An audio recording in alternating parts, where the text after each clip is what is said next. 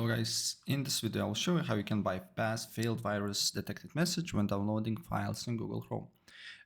Of course, first of all, make sure that you do not download from a fishy website or whatsoever, because it will be harmful.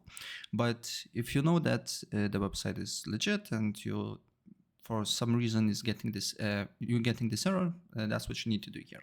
Press on the three dots on Chrome, then go to settings. On settings, go to a security tab here, privacy and security.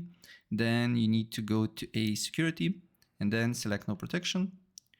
And then also make sure that DNS provider is OpenDNS. Restart Google Chrome, try to download it, and it should work. If for some reason is not working, then what you need to do here is to go to Windows Security.